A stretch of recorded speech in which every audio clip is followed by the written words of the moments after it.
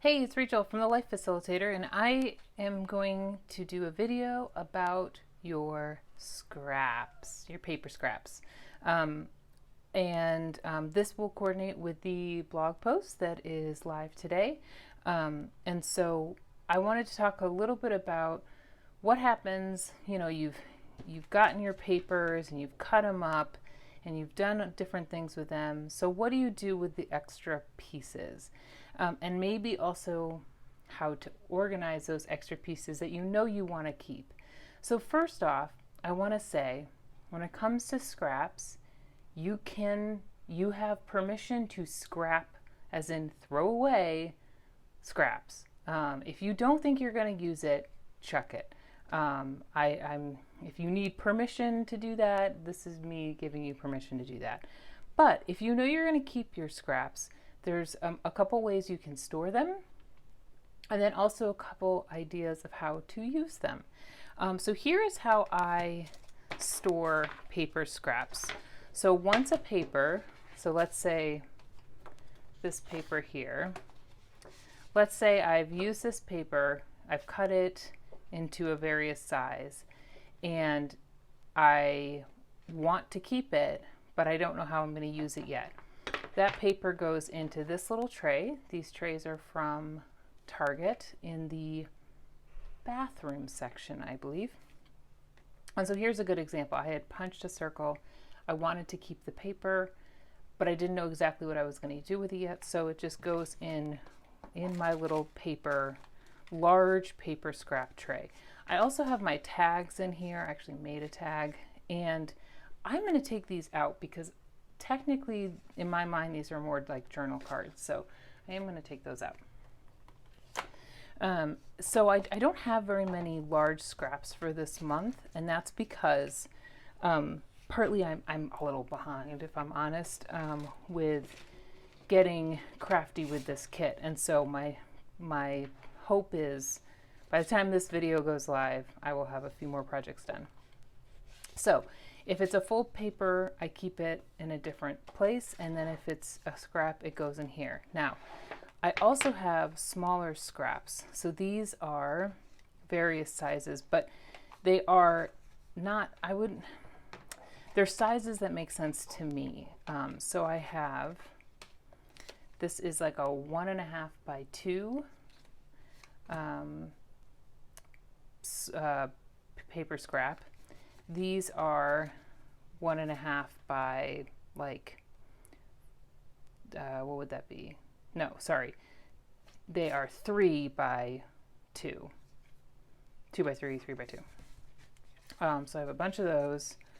And the reason I have these sizes is because I plan to, I can either use them in my memory planner or in my other regular planner. And I like having the little squares because I'm typically, if I'm going to pull anything, it's going to be a little square. Okay, here's a good example of, I was like, oh, I'm going to make a little frame. The chances of me actually using this are slim because, yeah, so I'm just going to check it. I can always make a new one. Okay, so I have those papers. This is like a 2 by 2.5, I believe. And that also is for memory planner grids. So mostly these are all cut in a shape that is grid size, like a grid I would normally use, except that. And then, man, I'm just finding all sorts of things. Okay, so here's an example of a way that I've already used scraps. So I had cut all these little pieces, and then I thought, well, you know what, I'm just gonna build a scrap background on one of the cards that I cut. And so you can see this is a fun way to use scraps. And these are really little scraps. I could have easily thrown these out, but I had the adhesive by me, and so I just built a little scrappy background. Same deal here. I just made a little, I used a scrap to begin building a journal card. Again, another beginning of a journal card. So again, those are like real little scraps, and otherwise I would throw them out. And so you get the idea. Okay, so why do I have all of these sizes. These are all from the Simple Dory this month. And this month I got ambitious and decided to not only cut it down, but to, well, originally ring punch it and then ultimately disc punch it. And so I have all of these little extra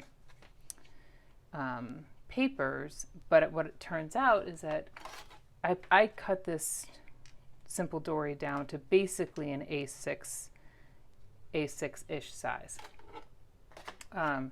But it left me with these little like 2-inch wide strips, which are perfect for the Cocoa Daisy memory planner. So I intend to use these little pieces in the memory planner. And then this is one of the other pattern papers. So lots of little scraps, but a couple ideas I have for these. Again, one, you can build your own journal cards with your scraps.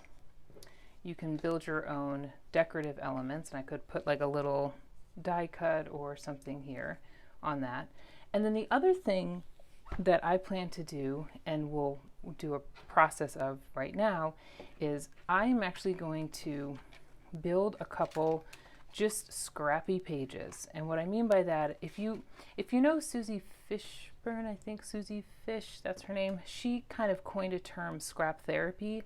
And the idea is that you take your scraps, you put them on the page, and you just have fun playing, really just playing with paper. And so that's what I'm going to do on a couple of these pages. I had really run out of ideas of how I wanted to use the Simple Dory this month. And so instead of putting a lot of pressure on myself, I'm just going to do some scrappy, basically just decorative pages, and then use the open pages for journaling or whatever.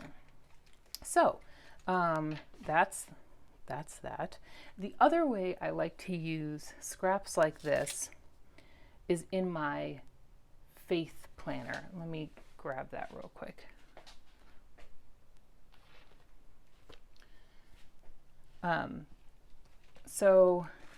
Or I should say faith journal, whatever. You can see here I used a couple of scraps and papers, and just kind of the extras tend to go on these pages. And I also have my journal section that looks like this. So here you can see that I honestly, what I did was I had papers on my desk that if I didn't just put them somewhere, I'd throw them out. And so having a place to just place these extra pieces, with no real rhyme or reason, just adding as I so see fit, is a really fun, that's kind of fun, is a fun practice in creativity, but also it fills my pages so then when I'm ready to journal, I don't have to, it's not two processes, it's just one, it's just the journaling. So I hope that makes sense. So I'm going to build a few little decorative scrap therapy pages in my Simple Dory, and I'll do a voiceover for it. And if you'd like to continue watching, continue watching. Okay, so I am going to pick a few pages to start working on. I tried to pick backgrounds that were like more neutral, and to get started. And I don't know what it is about ripping paper, but I feel like just the act of ripping paper all of a sudden just like sparks some just deep joy in me. I don't know. There's probably some psychology behind that or something. But anywho, so I'm using that little scrap that had the circle punched out of it, and then I'm going to actually tuck another little piece inside. And because I was light with my adhesive, I can kind of pull the different layers up pretty easily. And yeah.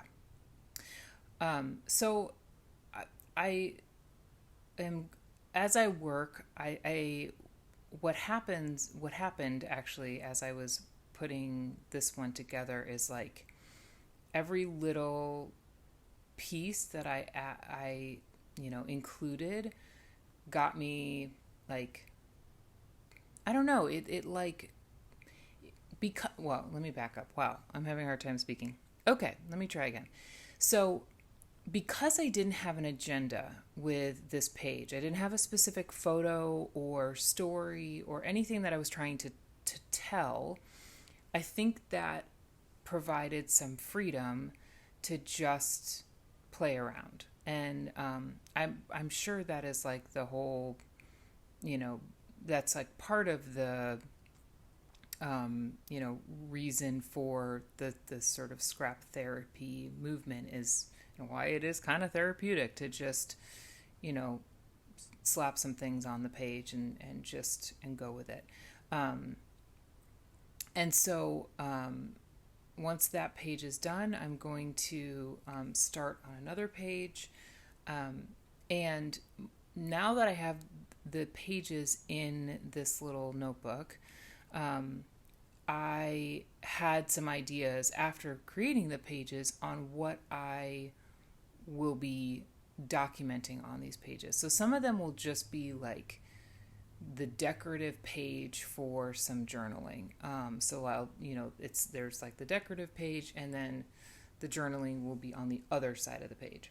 Some of them, though, I do now have some layout ideas, just sort of based on, what I put on the page. And so my thought is now that the sort of decorative part is for the most part done, using the other side of the page and adding the photos there and the journaling there.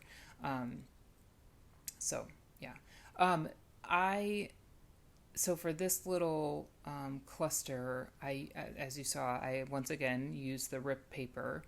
And then I am pulling in some other material. So I'm pulling in like the labels and those absolutely cute cards from, I think they were in the Traveler's Notebook memory keeping kit, with all the funny, like the little snarky quotes. Love it. This one was nice because it was actually kind of a more serious quote. And worry is a misuse of the imagination, which felt really perfect for this little spread. And I know exactly what I want to journal about now that I've kind of put that little page together. So again, with the punched out circle element, honestly, if I had not used it on this page, I would have thrown out that little piece because I really didn't have a use for it otherwise.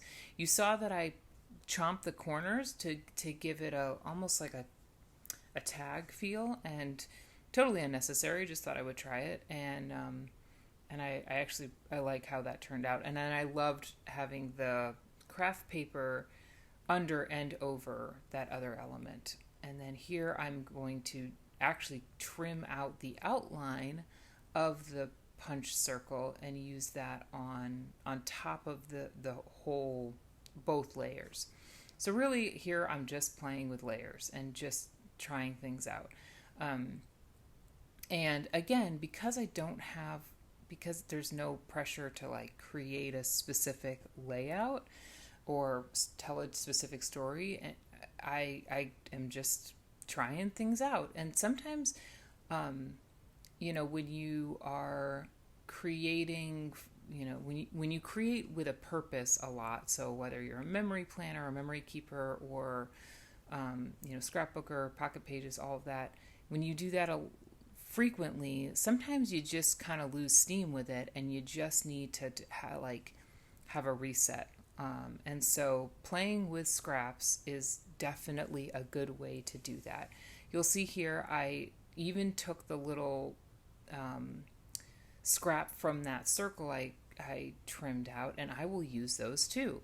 And I'm going to use those across the top of the page. So when I have a scrap that's like a weird shape, I try to figure out what is a shape that I could use with that scrap. And triangles typically are a good, a safe bet, because they work well when you cut out circles. They work well when you cut out squares. You know, they just, making a triangle is pretty easy. So now I'm using these strips, that one happened to be like the exact size of the page, which was great. And then I will trim this strip down and use both sides of it.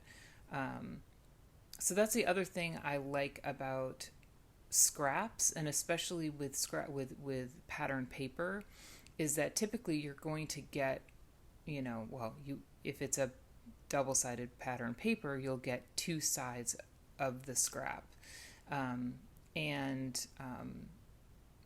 so I ended up using both sides. And then every time I had another little scrap, I cut it into another triangle and then added it to the top of the page. And I knew as I was putting these little strips down that I wanted to use a pocket card, and specifically a pocket card that either I didn't have a story that I wanted to tell with that pocket card, or one of the cards that didn't have anything on the back.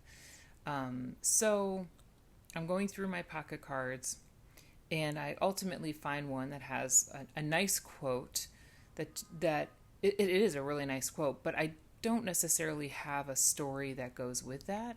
And so adding that to the page worked out fine. And sometimes when you get a set of pocket cards, you often have leftovers, and you could consider those leftover pocket cards scraps as well. And so here I am using a scrap, sort of. And then once I've outlined it with just a little like dotted line, I'm going to add a tab to the top, but I'm not jiving with those tabs, so I decide to punch a tab. Now this is a good example of like, okay, I've punched something out of this page. I'm just going to go ahead and punch all the way down the line, so I have a couple extra, and then trim up the page so that it is like back to a sort of normal linear size, if that makes sense. And I do this because if I already have the punch out, I might as well punch it a few more times, especially if I like the pattern and I'm pretty sure I'm going to use it again. So here I am. I trimmed up the strip so that I can use it elsewhere. And then I do end up using those little in-between pieces, and I make triangles out of them to use again on the other side of the page. So one of my tricks for using scraps is like, if you use one part of the scrap, try to find another way to use it, maybe on the opposite page or on another page. Mostly it's just so fun. And so I'm wrapping up this one, and you'll get to see. Okay, let's see what some of my final scrap spreads, I'm going to call them scrap starts. That's what we're going to call them. Turned out. So here's the first one. And it's so fun putting this together. This is what I love about scraps, and basically having no real agenda. Here's my second one. Used just like little bits and bobs. That for some reason for me, scraps really just promote play. So you saw me put this one together, and yeah, just super fun. And also what I will mention is, as I was working on these, I became super inspired to work in my memory planner. So I'll show you the spread that I created in that. And let's see, I think I have one. Well, this one just has little squares. I haven't, but it's cute. This one I did and used the glassine bag and just paper on paper, and then a pocket card ripped down, and then one of the tabs that I punched. And I think that is it. So made a couple pages and definitely a dent in getting, you know, stuff on the page in this little DIY dory, simple dory. So let's talk about the memory planner spread I made. Did I take it out? You know what? I think I took it out. 1 second. I will be back. Okay, so here is the memory planner spread that I put together. So I used scrap of the page, one of the papers along the top to cover the dates, and then did more of like a grid project life layout. You can see here I used just scraps and did a lot of just gridding of the scraps. Here is that journal card that I mentioned, and actually ended up using it in the spread.